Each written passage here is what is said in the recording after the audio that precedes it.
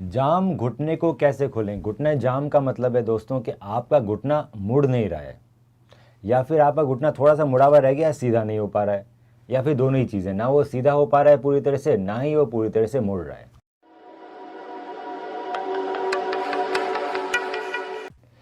इसको बोलते हैं नी स्टिफनेस, घुटना जाम होना या घुटने का नहीं मुड़ना। आखिर ये कंडीशन किस किस वजह से आ सकती है दोस्तों? तो ये कंडीशन कई बार घुटने में चोट की वजह से आती है कि आपको चोट लग गई, आपने बहुत लंबा रेस्ट ले लिया और अब वो घुटना मुड़ना बंद हो गया, जाम हो गया। कई बार घुटने के ऑपरेशन के बाद ये कंडीशन आ जाती है, घुटने में हड्डी टूट गई, आपको प्लेट लगा हुए हैं, वायर लगे हुए हैं, उस वजह से बहुत लंबे समय तक प्लास्टर रह गया।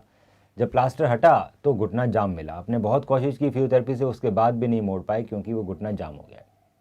लिगामेंट सर्जरी में अगर बहुत लंबे समय तक हम अपने घुटने को नहीं मोड़ें तो भी घुटना जाम हो जाता है। कई बार नी के इन्फेक्शन में घुटना जाम हो जाता है। तो बहुत सारे कंडीशंस हैं जिस कंडीशन में आपका घुटना जाम हो सकता है। आप इनिशियली जाम को हटाने के लिए एक्सरसाइजेस करनी पड़ती है। नी रेंज ऑफ मोशन एक्सरसाइजेस अगर आप रेगुलरली करेंगे तो हो सकता है आपका घुटना जाम है वो खुल जाए।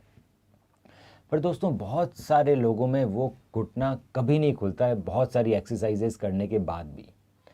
क्यों नहीं खुल पाता है? पहला रीज़न, कई बार जो घुटने का कैप्सूल इतना टाइट हो जाता है कि आप फिजिकली एक्सरसाइज खुद करने से आप वो कैप्सूल लूज़ नहीं कर पाते। कई बार नी के अंदर काफ़ी फाइब्रोसिस आता है जिसकी वजह से घुटना बेंड होना बंद हो जाता है। बहुत बार ऐसा होता है कि जब आपके थाई की हड्डी टूट जाती है, फीमर टूट जाती है, तो जो उसमें जो कैलस बनता है वो आपकी थाई की मांसपेशियों को पकड़ लेता है अपने साथ में। इस कारण टीदरिंग हो जाती है आपके थाई की मसल की, जिसके कारण थाई की मसल खींच नहीं पाती और आपका घुटना जाम हो जाता है। आपके पटेला कई बार इतना स्टिफ हो जाता है कि वो भी घुटने जाम का रीज़न बनता है। तो बहुत सारे रीज़न है दोस्तों जिसमें आप चाह कर भी अपने जाम घुटने को सिर्फ एक्सरसाइजेस की मदद से नहीं खोल पाते। जनरली जो पुरानी टेक्निक होती थी घुटने जाम को खोलने के लिए, जब मसल्स आपकी थाई बोन से चिपक गई तो ओपन टेक्निक होती थी। बहुत बड़ा चीरा लगाया जाता था घुटने के अंदर, थाई के अंदर, मसल को बोन से एलिवेट किया जाता था और उसके बाद जब घुटना जाम खुल जाता था तो फिर रोज़ एक्सरसाइज कराई जाती थी।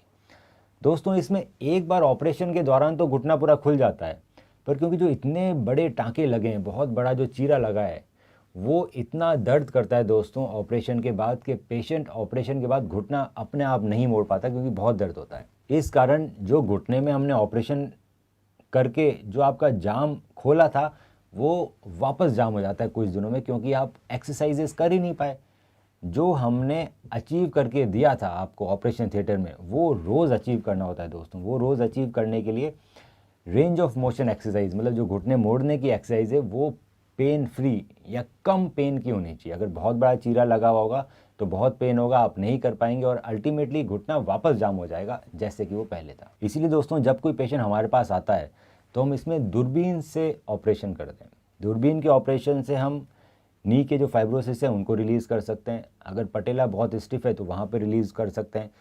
साथ में अगर क्वाड्रिसेप्स मसल आपके थाई बोन फीमर पे चिपक गई है तो आर्थ्रोस्कोपी, मतलब छोटे छोटे छेद से क्वाड्रिसेप्स प्लास्टी, मतलब क्वाड्रिसेप्स को उठाया भी जा सकता है। इस टेक्निक में दोस्तों कोई बड़ा चीरा नहीं लगता, कोई ब्लड लॉस नहीं होता और आपका घुटना पूरा खोल दिया जाता है जैसे कि वो इंजरी या जाम होने से पहले था। ऑपरेशन के बाद लगातार एक्सरसाइजेस करनी पड़ती है ताकि जो हमने बेंडिंग अचीव की है वो आप लगातार बेंडिंग अचीव करते रहें रोज़, ताकि वापस जाम नहीं हो। क्योंकि ये सर्जरी दूरबीन से हुई है, इसमें दर्द बहुत कम होता है तो पेशेंट आराम से बैंड कर पाता है और जो उसका रिजल्ट है वो परमानेंट हो जाता है दोस्तों। वो दोबारा ख़राब नहीं होता क्योंकि पेन ही नहीं होता है सर्जरी के बाद जब आप दोबारा अपना घुटना मोड़ते हैं। तो दोस्तों अगर आपको लगता है कि आपका घुटना जाम हो गया है तो आप निसंकोच हमें कांटेक्ट कर सकते हैं। आप हमें व्हाट्सएप कीजिए, अपने घुटने की रिकॉर्डिंग व्हाट्सएप कीजिए और हम उसका फ्री में ओपिनियन देंगे कि आखिर सबसे बेस्ट मेथड क्या रहेगा आपके घुटने को खोलने के लिए। हम रखें आपका ख्याल।